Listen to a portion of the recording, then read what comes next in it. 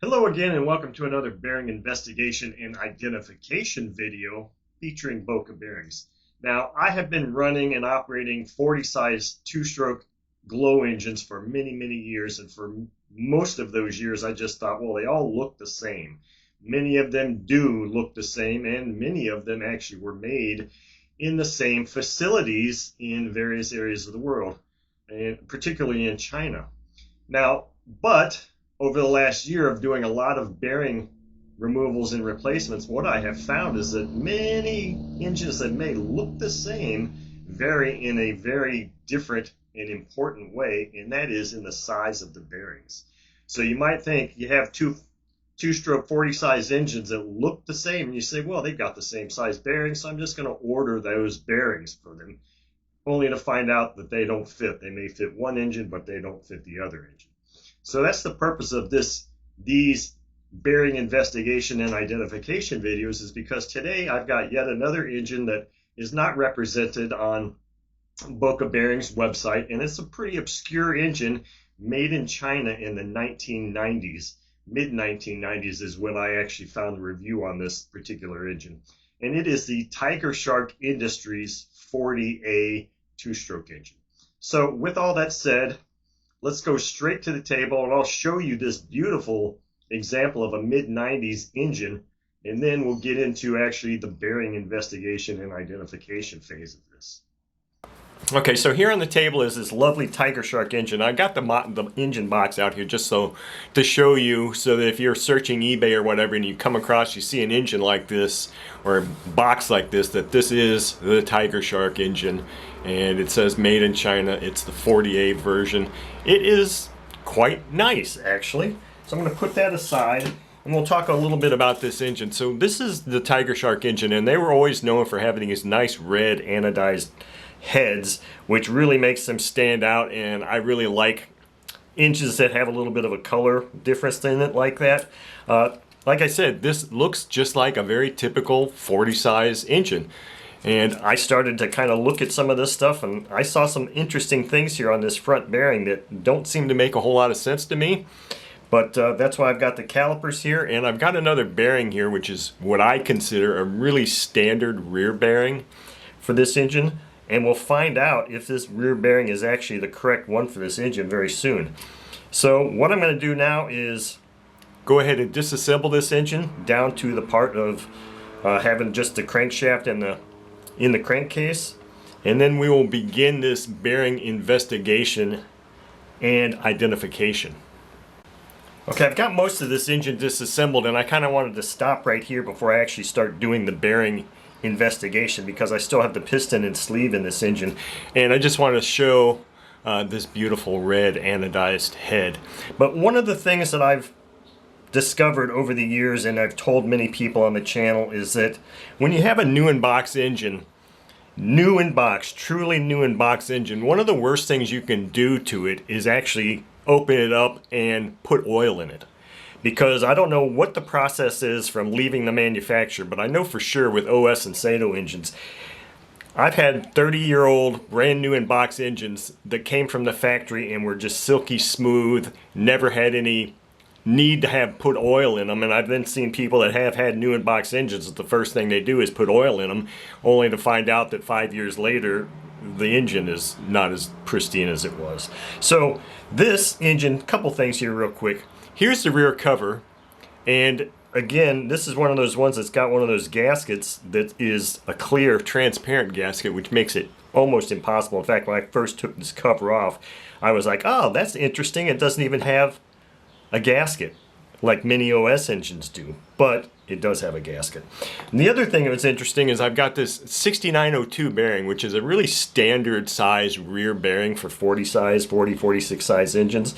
And I was just kind of doing one of these things where I put it on the rear cover, and it's like, yes, that looks like that could be the proper OD for this engine. But the real test is, what's the ID? That's going to be the real test. So I wanted to show that this is a brand new in-box engine, and it doesn't have any kind of feel of any oil in there at all. And it also doesn't turn super smooth. So I don't know if this company did not do any kind of after machining oil or anything, but it looks completely dry. But this is from 1995 probably, which is a rather old engine, and there's not a lick of corrosion or rust or anything in there. I mean, it looks like this just came straight from the factory. So what I'm going to do is I'm going to put a little bit of penetrating oil in here in the sleeve area because this sleeve is just not readily popping up like it could. So I'm going to put a little bit of oil in there and get this sleeve to come out so I can remove the piston, and then we can really do the bearing investigation and removal.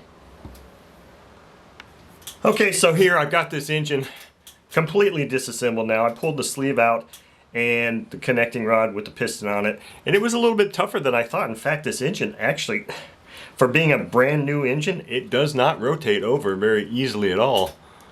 It's really kind of tight, and I don't know if that's the bearings that have tightened up on it or if it's just the fitment to the crankcase or what. But what I was mentioning earlier was that I thought I had already taken the prop hub off and the conical joiner here, and I was looking because when you have a new engine you can often just see what the numbers are on the bearing face or shield, and I was looking at this and I was reading it with my magnifier, and to me it looks like it says it's a 6001, this front bearing. Well, I find that curious because when I consulted Boca's engineering guide for bearings, a 6001 bearing is a 12 by 28 by 8 bearing, which means the ID is 12 millimeters, the outside diameter is 28, or yeah, and the thickness is 8. Well, I can tell you right now, just by looking at this guy, that that's nowhere near 12. That's a 7 millimeter bearing. So I'm not really sure why that says that. So we're going to end up just taking this crankshaft out and getting these bearings out so we can properly identify them, because I just don't believe what I'm reading there. So with that said, I'm going to heat this thing up. Now I did use a little bit of penetrating oil in here. I don't think it penetrated all the way down to the front bearing at all. But I'm going to go ahead and heat this thing up and tap this crankshaft out. And then we will really be able to identify what these bearings are.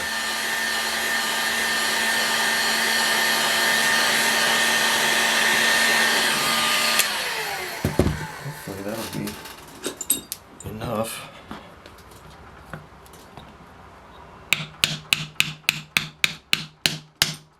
Wow.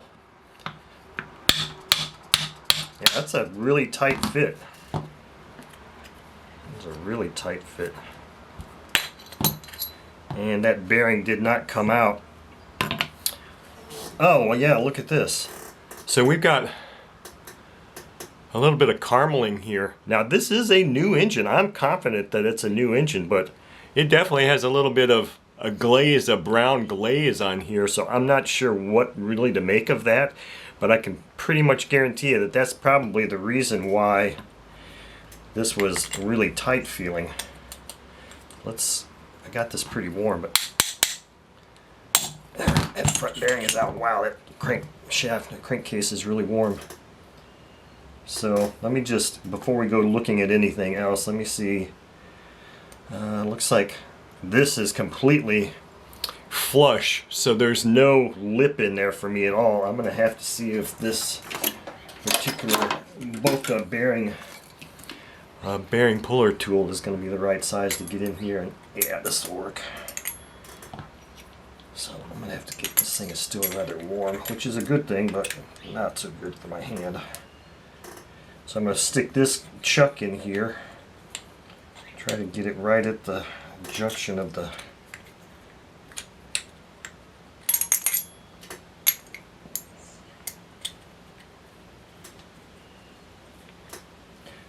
really kind of hard to see in there if I'm right at that. I think I am. I think I can go ahead and start tightening this thing up. I believe.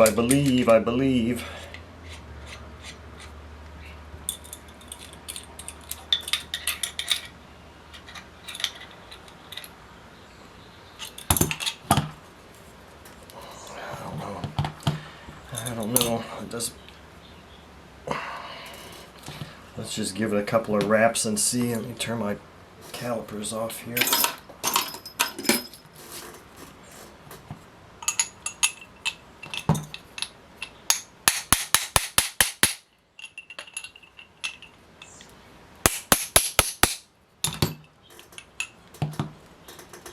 Okay, I think I might have to loosen that thing up. I might have pulled it out just enough so I can get on there better.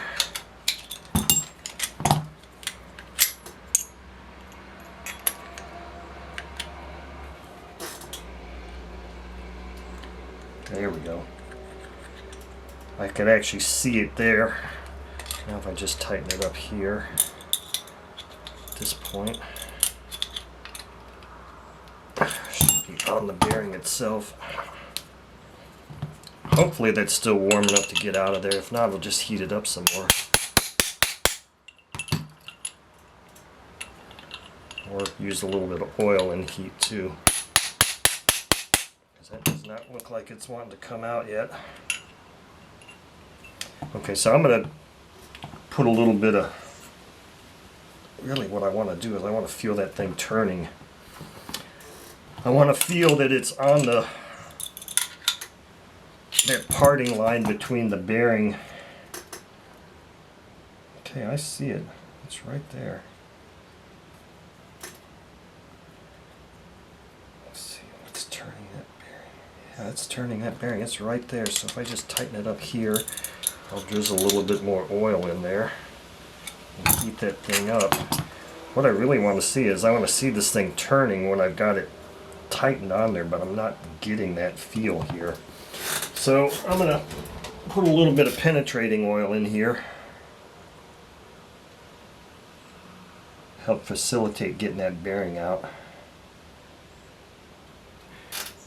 And then I'm going to heat it up some more. And we should be able to get that bearing out then.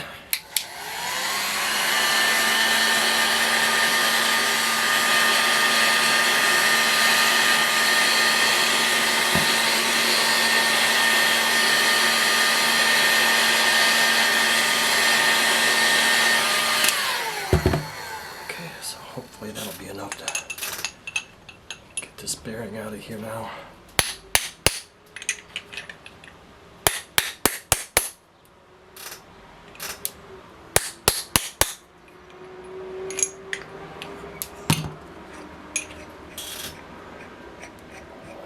I got it spinning. That bearing is really stubborn in there.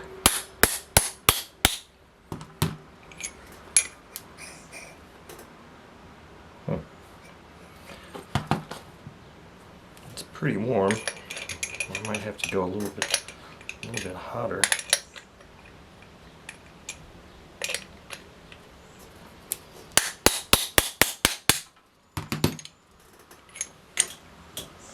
Man, that bearing just does not even look like it's budging at all.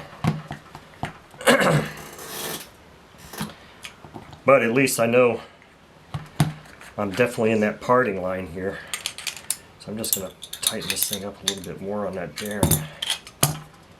And now we're just going to really have to heat this thing up to get that bearing out. I don't recall ever having this much difficulty getting a rear bearing out of a two-stroke engine before. Okay, I'm really going to heat this guy up now.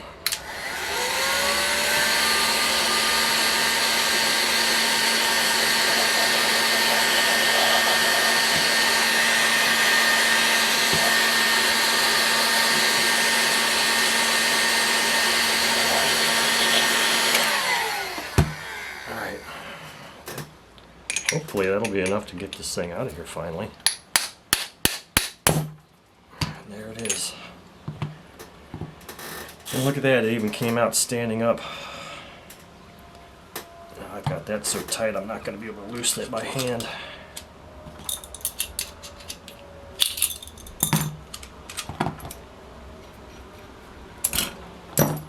Okay, so now we've got our bearings out. Now what I think I'm going to do is I'm going to take a little break here and clean this table up a little bit, and then we'll start measuring these bearings. Alrighty, here it is. Judgment Day. Now, I actually went and I cleaned this crankshaft up a little bit just because it had some real gunk on there that really was not allowing it to come in and out of this crankshaft very freely at all. So anyway, I've got that cleaned up, and I've got our 2 bearings that came out of this engine. So I want to show you a picture. So I'll put the picture up here, but these are obviously the original stock Chinese bearings that came with it, and I don't understand what the nomenclature is on that bearing, but if you look at the picture or in the image of the numbers that I thought I saw on there, I mean, they're kind of hard to read because there's part of like the inner race thing that's kind of interfering. To me, it looked like a 6001 or 6000 something, but in reality, when I go to measure this bearing using my beautiful Boca bearing digital calipers, I find that our ID it says 695, so that's a 7. Our OD is a 19, and our thickness is a 6. So 7196 is an MR 607 bearing. So I don't know how they were measuring or how they were actually stamping these things or whatever, because if you were to just read that and say, oh, it looks like a 6001, you'd be way off. If you ordered that, you'd get it wrong.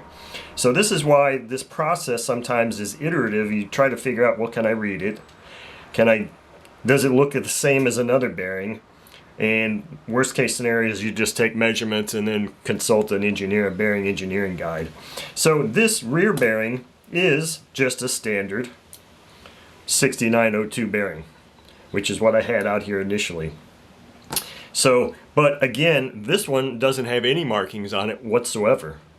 So I don't understand I was of the impression, I guess, that when you made bearings, you put numbers on them. All of them. I mean, all bearings I've ever seen from Japan have had bearings on them. You know, NSKs or whatever other manufacturers, they actually, let me just say this, let me just quantify it and say, quality manufacturers identify what the bearing size is. That's my opinion.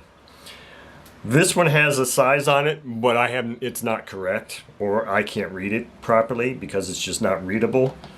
Boca's bearings always are marked very legibly as to exactly what the size is, and they're incredibly high quality bearings, which is why I use them. So now that we know that this is actually an MR 607 and a standard 6902, I've got one of those. I do not have a 607 on hand, so unfortunately I am not putting these same bearings back in this engine and running it. I'm sorry, but these are just inferior quality bearings, and that's just not happening. So until I can get another order from Boca and to include an MR 607, this engine is just going to sit like this in a bin. So that concludes our bearing investigation and identification video for today.